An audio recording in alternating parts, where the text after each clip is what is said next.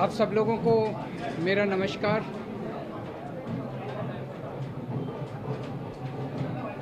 आज supreme court का जो ऑर्डर आया है ये कई मायनों में बहुत ही ऐतिहासिक ऑर्डर है।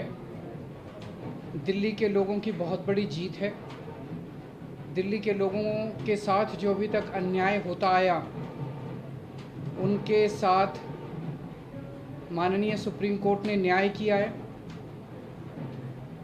आज से 8 साल पहले 23 मई 2015 को हमारी 14 फरवरी 2015 को सरकार बनी थी।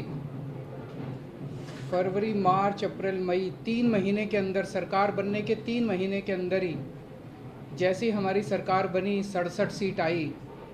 3 महीने के अंदर ही प्रधानमंत्री जी ने एक आदेश पारित करवाया केंद्र सरकार से कि दिल्ली के सर्विसेज के मामले अब दिल्ली की मुख्यमंत्री के पास नहीं रहेंगे, वो एलजी के पास रहेंगे या केंद्र सरकार के पास रहेंगे। इसका क्या मतलब हुआ? इसका मतलब ये हुआ कि दिल्ली सरकार में काम करने वाले जितने भी ऑफिसर हैं, जितने भी कर्मचारी हैं, ऊपर से लेके नीचे तक, आईएएस अफसर से क्लास ए से लेके क्लास 4 कर्मचारी तक, चपरासी तक, सारे कर्मचारियों की ट्रांसफ़र पोस्टिंग, उनकी डिसिप्लिनरी प्रोसीडिंग्स, नई अपॉइंटमेंट, पोस्ट क्रिएट करना, पोस्ट एबॉलिश करना, पक्के करना, ये सारा जो है ये अब दिल्ली की चुनी हुई सरकार के पास नहीं होगा।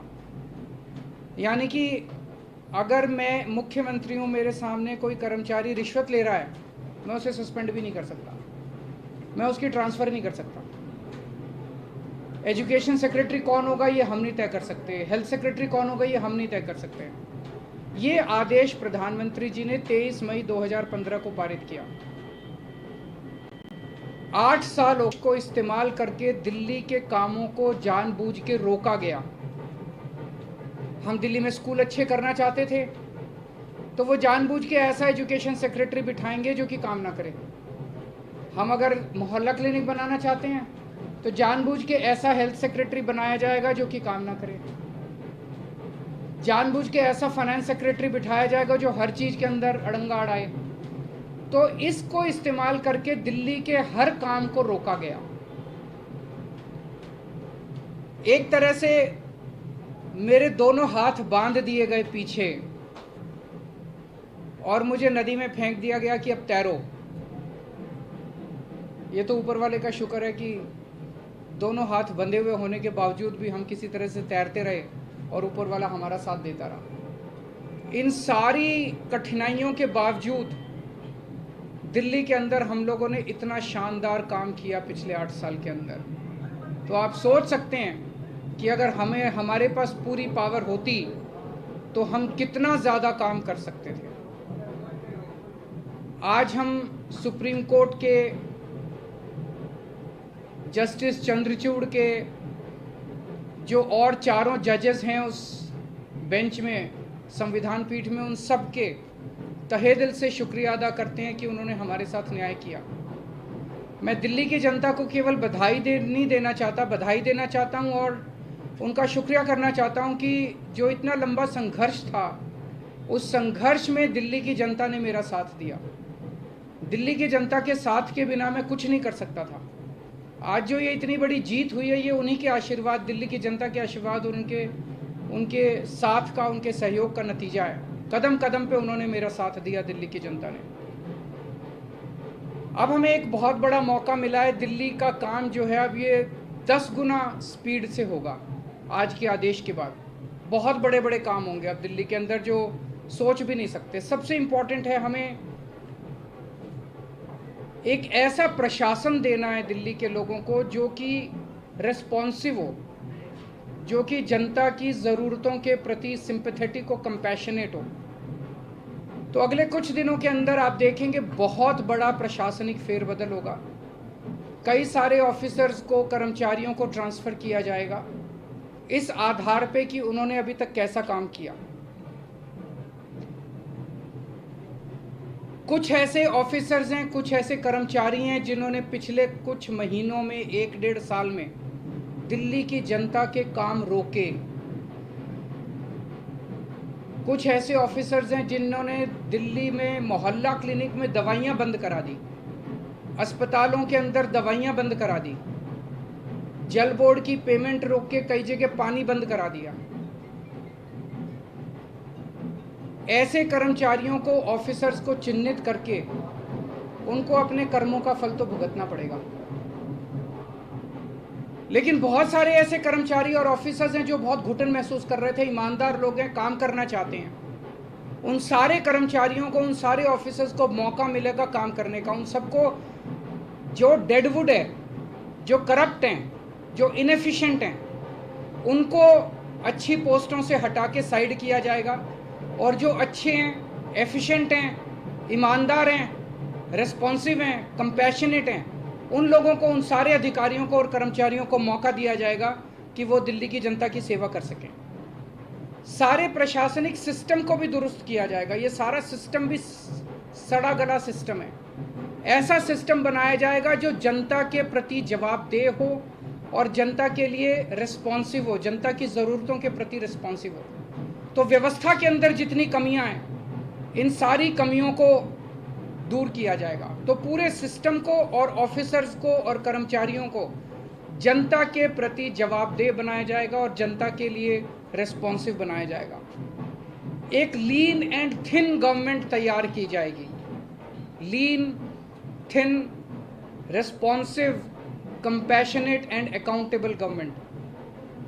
ये हम चाहते हैं। दिल्ली, जैसे दिल्ली ने पूरे देश को शिक्षा का मॉडल दिया, हेल्थ का मॉडल दिया, अब एक ऐसे गवर्नेंस का, एडमिनिस्ट्रेशन का मॉडल हम जनता के सामने रखेंगे, पूरे देश के सामने रखेंगे। मैं देखता हूं कि कई ऐसी पोस्ट्स हैं जिनकी जरूरत नहीं है। उनमें कोई भी कर्मचारी या अधिकारी बैठ के जनता की 4 अड़चनें ही लगाता है। अगर वो ना रहे तो ज़्यादा अच्छा रहेगा। तो ऐसी पोस्ट्स को चिन्हित करके या तो उन्हें खाली छोड़ा जाएगा या उन्हें अबॉलिश कर दिया जाएगा। जहाँ जहाँ ज़्यादा पोस्ट्स की ज़रूरत है वहाँ ज़्यादा पोस्ट्स क्रिएट की जाएंगी। जहाँ जहाँ लोगों को ज़रूरत है वहाँ ज़्यादा पोस्ट, जैसे अब इतने मोहल्ला क्लिनिक बना रहे हैं, तो जब डॉक्टर्स की ज़रूरत है, पैरामेडिक्स, वहाँ और क्रिएट किए जाएंगे। तो अभी तक हम लोगों ने स्कूल, अस्पताल में एक मॉडल दिया। अब पंजाब के अंदर हम एक अच्छे लॉ एंड ऑर्डर, कानून व्यवस्था लागू कर रहे हैं। उसी तरह से दिल्ली अब कुशल प्रशासन का एक मॉडल पूरे देश के सामने देगा। मैं एक बार फिर से दिल्ली की जनता का बहुत बहुत आभार व्यक्त करना चाहता हूं, जिन्होंने पूरे संघर्ष में हम लोगों का साथ दिया। अगर हैं जी, बिल्कुल होगी। सर्विसेज आने के बाद हम नई पोस्ट क्रिएट कर सकते हैं, पुरानी पोस्ट अबॉलिश कर सकते हैं, कुछ भी कर सकते हैं। एसीबी अभी चुनी हुई सरकार के पास नहीं है, लेकिन विजिलेंस अब आ गया है। तो जो लोग अगर गलत काम करेंगे, भ्रष्टाचार करेंगे, कानून के हिसाब से काम नहीं करेंगे, उनके ऊपर विजिलेंस की कार्रवाई, डिसिप्लिनरी प्रोसीडिंग्स, विजिलेंस प्रोसीडिंग्स की जा सकती हैं। शाम को आप एलजी साहब से मिलने जा रहे हैं, उसमें क्या बातचीत होने की संभावना है? क्या आप उनसे करेंगे कि वो अब और किसी प्रकार का अड़ंगा ना लगाए? और सुप्रीम कोर्ट ने जो निर्देश दिया, उनसे आशीर्वाद लेने जा रहा हूँ। आपको लग रहा है कि ये पावर तो मिल गई है, पावर से ज्यादा जिम्मेदारी बढ़ गई है अब आपकी, क्योंकि अब तक आप बहुत सारी अड़चनें भी आपने बताई, लेकिन अब वो काम आपको कराना ही होगा। नहीं, जिम्मेदारी तो पहले भी थी। वो जिम्मेदारी विदाउट पावर थी, अब जिम्मेदारी विद पावर आ गई है। जिम्मेदार देखिए, जब भी जनता वोट देती थी तो वो तो यही कहती थी जी हमने तो केजरीवाल को वोट दे दिया। अब केजरीवाल जाने पावर है कि नहीं है उसके पास। जनता को कि बेचारों को क्या पता टीडीआर क्या होता है, आर्टिकल 239AA4 क्या होता है, उनको क्या पता बेचारों को। जनता तो वोट दे देती है, लेकिन हमारे पास पहले उन जिम्मेदारियों को पूरा करने की पावर नहीं थी, शक्ति नहीं थी। अब शक्ति दे दी है सुप्रीम कोर्ट ने हमें। पहले जो आपके काम है, अगर आप याद दिलाना चाहें, कौन सी ऐसी फाइल है जो की हुई है और कौन से ऐसे काम है जो आप करना चाहेंगे तुरंत? ऐसे बहुत सारे काम हैं जो पिछले कई सालों में अटके। पिछले 1 साल के अंदर तो आपने देखा कि किस तरह से पिछले साल लास्ट के महीने नवंबर तक आते आते मोहल्ला क्लिनिक के अंदर लैब टेस्ट्स बंद हो गए थे, दवाइयाँ बंद हो गई थी, जल बोर्ड जो है बजट, असेंबली ने बजट पास कर दिया, लेकिन कुछ ऑफिसर जो हैं वो बजट रिलीज़ नहीं कर रहे थे। हर डिपार्टमेंट का गला घोंट दिया गया था अफसरों को के ज़रिए, वो अब बंद हो जाएगा। अब जितने जो असेंबली के अंदर हम बजट प्रेजेंट करते हैं और जो जनता की बात रखते हैं, वो सारी चीज़ें अब हम कर पाएंगे। अधिकारियों की मीटिंग आपने बुलाई है, बड़े अधिकारियों, क्योंकि कहा जाता है कि एजी की यदि अब तक सीएस काम करते रहे तो क्या उन्हें मीटिंग की आपने बुलाया? ज़रूर बुलाएंगे, अब आने वाले टाइम में मीटिंग्स होती रहेंगी। सर, अभी हाल के दिनों में बहुत सारे ऐसे फैसले एलजी ने लिए जो कि मतलब सरकार के अधिकारों का उल्लंघन करके खुद से लिए गए, क्या अब उन फैसलों को रिव्यू भी किया जाएगा? वो फैसले कई सारे गलत हैं, इनफैक्ट कई सारे तो सुप्रीम कोर्ट में पेंडिंग है। कल एल्डरमैन का केस आ रहा है सुप्रीम कोर्ट के अंदर, ट्यूसडे को डीआरसी के चेयरमैन की अपॉइंटमेंट का केस आ रहा है, फिनलैंड जो हमारे टीचर्स को नहीं जाने दिया उसका केस सुप्रीम कोर्ट के अंदर पेंडिंग है। जब मेंशन ही किया था हमने ये केसेस तीनों, तो सुप्रीम कोर्ट की टिप्पणी काफ़ी तल्ख थी कि ये कैसे एलजी साहब रोक सकते हैं। एल्डरमैन की अपॉइंटमेंट बिल्कुल गलत हुई है। जो डीआरसी के चेयरमैन 4 महीने से फाइल एलजी साहब के पास पड़ी हुई थी, एलजी साहब ने अपॉइंटमेंट नहीं होने दी, तो हमें सुप्रीम कोर्ट जाना पड़ा। मुझे लगता है कि अब इतना सुप्रीम कोर्ट जाने की, हाई कोर्ट जाने की ज़रूरत शायद ना पड़े। अब शायद हम अपने स्तर के ऊपर ही कई सारे निर्णय ले सकते हैं। तो बहुत सारी चीजें ऐसी कही गई जिसमें ये भी कहा गया कि केंद्र जो है वो राज्य सरकारों की जो ताकत है, पावर है, वो छीनने का, फिर छीने ना छीने, इस तरीके की आगे के लिए नजीर। मैं यही कहना चाहता हूं कि केंद्र सरकार एक तरह से, प्रधानमंत्री जी खासतौर एक तरह से पिता समान होते हैं। जैसे परिवार में पिता होता है, पिता समान होते हैं। पिता की जिम्मेदारी होती है कि सारे बच्चों को अच्छे से उनका पालन पोषण करें। अगर दिल्ली में आम आदमी पार्टी की सरकार है तो वो हमारे भी प्रधानमंत्री हैं, हम भी उन्हीं की तरफ देखते हैं। चाहे बीजेपी की किसी राज्य में सरकार है, किसी में कांग्रेस की सरकार है, किसी में आम आदमी पार्टी की सरकार है, वो सारे के सारे प्रधानमंत्री को एक तरह से पिता समान देखते हैं कि भाई ये अब कोई मुसीबत आएगी तो हमारी मदद करेंगे।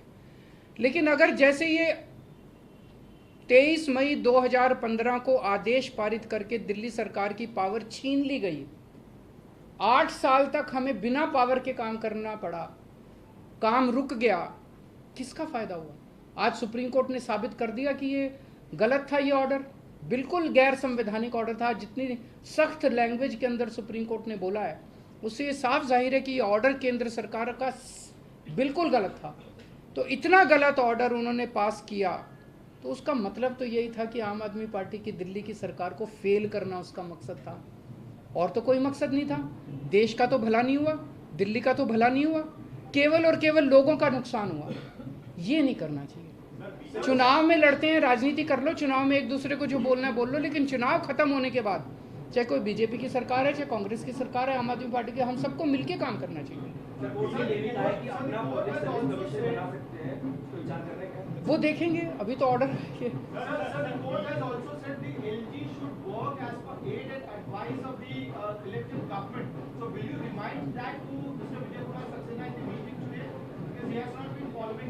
जब उनका आशीर्वाद लेने जा रहे हैं तो सारी चीज़ों पे आशीर्वाद है जी, मिलके काम करेंगे। बीजेपी के नेताओं को बयान ऐसा भी आ रहा है कि अभी संसद भी है, संसद में कानून भी बन सकता है, अगर गलत लगेगा तो उसमें बदलाव कर देंगे, बड़ी बेंच के पास भी जाया जा सकता है। ये पहले भी कोर्ट में दलील दी थी की तरफ से कि 9 बेंच के अलावा जाया जा सकता है मामले को लेकर।